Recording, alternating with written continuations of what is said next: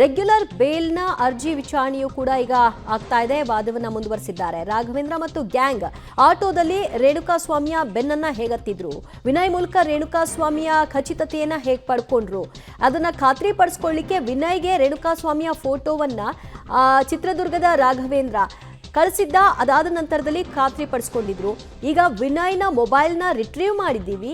ಈಗ ಆ ಫೋಟೋ ಏನು ಕಳಿಸಿದ್ದ ಆ ಫೋಟೋ ನಮಗೆ ಸಾಕ್ಷ್ಯವಾಗಿ ಲಭ್ಯವಾಗಿದೆ, ಅದು ವಿನಯ್ನ ಮೊಬೈಲ್ನಿಂದ ನಮಗೆ ಸಿಕ್ಕಿದೆ ಅನ್ನೋದರ ವಾದವನ್ನ SPP ಪ್ರಸನ್ನಕುಮಾರ್ ಅವರು ಮಾಡ್ತಾ ಇದ್ದಾರೆ. ಅಂದರೆ ಫೆಬ್ರವರಿಯಿಂದ ಚಾಟಿಂಗ್ನಲ್ಲಿದ್ದರು, ಜೂನ್ನ ವೇಳೆಗೆ ಅವ್ನು ಯಾರು ಅನ್ನೋದನ್ನ ಕನ್ಫರ್ಮ್ ಮಾಡಿಕೊಂಡು ಅವನ್ನ ಫಾಲೋ ಮಾಡಿ ಫೋಟೋ ತೆಗೆದು ಅದನ್ನ ವಿನಯ್ ಕಳಿಸಿ, ಆ ವಿನಯ್ ಅದನ್ನ ಕನ್ಫರ್ಮ್ ಮಾಡಿದ ನಂತರದಲ್ಲಿ ಅವನ್ನ ಕಿಡ್ನ್ಯಾಪ್ ಮಾಡಿದ್ರು.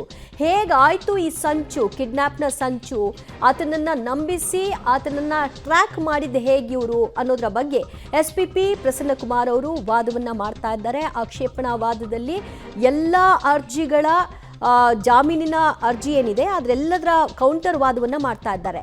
4 ಆರೋಪಿಗಳು ಪಟ್ಟಣಗೆರೆ ಶೆಡ್ಗೆ ಕರೆತಂದಿದ್ದಾರೆ ರೇಣುಕಾಸ್ವಾಮಿಯನ್ನ. ಈ 4 ಆರೋಪಿಗಳು ಆರಂಭದಲ್ಲಿ ಅಂದರೆ ಕಿಡ್ನ್ಯಾಪ್ನಿಂದ ಶೆಡ್ಗೆ ಕರ್ಕೊಂಡು ಬರೋವರೆಗೂ ಕೂಡ ಭಾಗಿಯಾದವರು. ಅದಾದ ನಂತರದಲ್ಲಿ ಯಾರೆಲ್ಲ ಭಾಗಿ ಅನ್ನೋದನ್ನ ಮುಂದಿನ ಹಂತಗಳಲ್ಲಿ ಹೇಳ್ತಾ ಹೋಗ್ತಾರೆ. ಮತ್ತಷ್ಟು ಮಾಹಿತಿ ಕೊಡ್ತಾರೆ ನಮ್ಮ ಪ್ರತಿನಿಧಿ ನರಸಿಂಹಮೂರ್ತಿ. ಈ ಕೃತ್ಯದಲ್ಲಿ ಇಲ್ಲಿಯವರೆಗೂ ಯಾರೆಲ್ಲ ಭಾಗಿಯಾಗಿದ್ರು, ಕಿಡ್ನ್ಯಾಪ್ನವರೆಗೂ ಶೆಡ್ಗೆ ಕರ್ಕೊಂಡು ಬರೋವರೆಗೂ ಅಂತ ಹೇಳ್ತಾ ಇದ್ದಾರೆ, ಏನೆಲ್ಲ ಅಂಶಗಳನ್ನ ವಾದಿಸ್ತಾ ಇದ್ದಾರೆ? ದಿವ್ಯಾ, ಇದೀಗ ಪವಿತ್ರ ಗೌಡ ರೋಲ್ ಏನು? ಆಕ್ಚುಲಿ ಈ ಒಂದು ರೇಣುಕಾಸ್ವಾಮಿಯ ಕೊಲೆ ಪ್ರಕರಣದ ಇತಿಹಾಸ ಆರಂಭವಾಗೋದೇ ಫೆಬ್ರವರಿಯಿಂದ. ಅಂದರೆ ಫೆಬ್ರವರಿಯಲ್ಲಿ ರೇಣುಕಾಸ್ವಾಮಿ ಅಶ್ಲೀಲ ಮೆಸೇಜ್ ಅನ್ನ ಪವಿತ್ರ ಗೌಡಳಿಗೆ ಮಾಡಿದ್ದಾನೆ.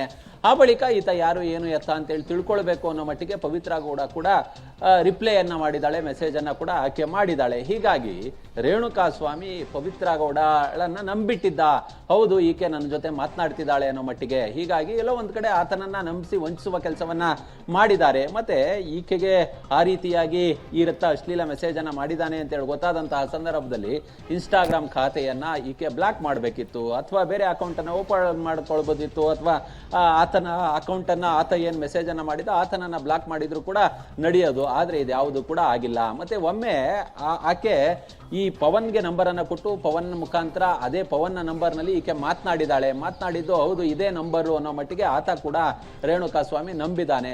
ಹೀಗಾಗಿ ಆತನ ವಿಳಾಸವನ್ನ ಕಳಿಸು ಅನ್ನೋ ಮಟ್ಟಿಗೆ ಆತನನ್ನ ಪುಸ್ಲಾಯಿಸಿದ್ದಾರೆ.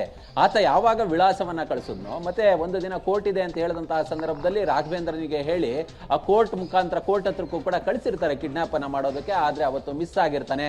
ಆತನ ಮನೆ ವಿಳಾಸವನ್ನ ಸಹ ಕೇಳಿದಂತಹ ಸಂದರ್ಭದಲ್ಲಿ ಆಟೋದಲ್ಲಿ ಹೋಗಿ ಆತ ಆಟೋದಲ್ಲಿ ಇದ್ದಂತಹ ಸಂದರ್ಭದಲ್ಲಿ ಒಂದು ಫೋಟೋವನ್ನ ತೆಗೆದು ಈತನೇನ ರೇಣುಕಾಸ್ವಾಮಿ ಅನ್ನೋ ಮಟ್ಟಿಗೆ ಕನ್ಫರ್ಮ್ ಅನ್ನ ಮಾಡ್ಕೊಳ್ಳುವ ಪ್ರಯತ್ನವನ್ನ ಕೂಡ ಮಾಡಿರ್ತಾರೆ ಈ ರಾಘವೇಂದ್ರ ಟೀಮ್. ಅಲ್ಲಿಗೆ ಇವೆಲ್ಲವೂ ಕೂಡ ಪ್ರೀ ಪ್ಲಾನು, ಆತನನ್ನ ಇಲ್ಲಿಗೆ ಕಿಡ್ನಾಪ್ ಮಾಡಿ ಕರ್ತರಬೇಕು ಪಟ್ಟಣಗೆರೆ ಶೆಡ್ಗೆ ಅನ್ನೋದು ಅವರ ಪ್ಲಾನ್ ಆಗಿತ್ತು. ಅವತ್ತು ಜೂನ್ 8ನೇ ತಾರೀಕು ಮಧ್ಯಾಹ್ನ 1:30 ಸುಮಾರಿಗೆ RR ನಗರದ ಪಟ್ಟಣಗೆರೆಯ ಶೆಡ್ಗೆ ಈ ರೇಣುಕಾಸ್ವಾಮಿಯನ್ನ ಕರೆತರುವ ಕೆಲಸವನ್ನ ಈ ಗ್ಯಾಂಗ್ ಮಾಡಿರುತ್ತೆ. ಅದರಲ್ಲಿ ಪವಿತ್ರ ಗೌಡ ಯಾವ ರೀತಿಯಾಗಿ ಫೆಬ್ರವರಿಯಿಂದ ಇಲ್ಲಿಯವರೆಗೂ ಚಾಟನ್ನ ಮಾಡಿದ್ಲು, ತಾನೇ ಪವಿತ್ರ ಗೌಡ ಅನ್ನೋ ನಿಟ್ಟಿನಲ್ಲಿ ಮಾತನಾಡಿದ್ದು, ಮತ್ತೆ ಅದ್ರ ಜೊತೆಗೆ ಪವನ್ ಹೇಗೆ ಮಾತನಾಡ್ದ, ಪವನ್ ಕೂಡ ಆ ನಂಬರನ್ನು ಆತನ ನಂಬರಲ್ಲಿ ಇದು ಪವಿತ್ರ ಗೌಡ ನಂಬರ್ ಅನ್ನೋ ಮಟ್ಟಿಗೆ ಆತ ಕೂಡ ಮಾತನಾಡಿದ್ದಾನೆ. ರಾಘವೇಂದ್ರಂದು ಏನು ರೋಲು, ಇದೆಲ್ಲವನ್ನ ಕೂಡ ಎಳೆಯಾಗಿ ಇದೀಗ ಕೋರ್ಟ್ ಹಾಲ್ನಲ್ಲಿ ಬಿಚ್ಚಿಡುವ ಕೆಲಸವನ್ನ, ಕೋರ್ಟ್ ಹಾಲ್ನಲ್ಲಿ ವಾದ ಮಂಡನೆ ಮಾಡುವ ಕೆಲಸವನ್ನ SPP ಅವರು ಮಾಡ್ತಿದ್ದಾರೆ.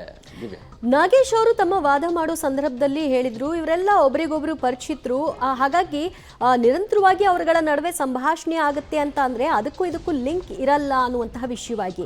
ಆದರೆ ಈ ಸಂಭಾಷಣೆಯ ಜೊತೆಗೆ ಕೆಲವೊಂದಷ್ಟು ಫುಟೇಜ್ಗಳು, ಪ್ರೂಫ್ಗಳನ್ನು ಇಟ್ಕೊಂಡು ಇಲ್ಲಿ ವಾದಿಸ್ತಾ ಇರೋದ್ರಿಂದ ಅದು ಬಹಳ ಮುಖ್ಯವಾಗುತ್ತೆ ಅಂತ ಅನ್ಸುತ್ತಲ್ವಾ ಈ ಒಂದು ಕೇಸ್ಗೆ? ದಿವ್ಯಾ, ಯೂಶುವಲಿ ಆರೋಪಿಗಳ ಪರ ವಕೀಲರು ತಮ್ಮ ಕಕ್ಷಿದಾರರ ರೋಲ್ ಏನಿಲ್ಲ. ಅಂದ್ರೆ ಎಲ್ಲೋ ಒಂದ್ ಕಡೆ ತನಿಖಾಧಿಕಾರಿಗಳು ಇಂಟೆನ್ಷನಲಿ ಮಾಡಿರ್ತಾರೆ, ಅಥವಾ ಲೂಪ್ ಹೋಲ್ಸ್ಗಳೇನಿರುತ್ತೆ, ಚಾರ್ಜ್ ಶೀಟ್ಗಳಲ್ಲಿನ ನ್ಯೂನ್ಯತೆಗಳೇನಿರುತ್ತೆ, ಇದನ್ನ ಹಿಡಿದುಕೊಂಡು ಆರ್ಗ್ಯುಮೆಂಟ್ ಅನ್ನ ಮಾಡುವ ಕೆಲಸವನ್ನ ಮಾಡಿರ್ತಾರೆ.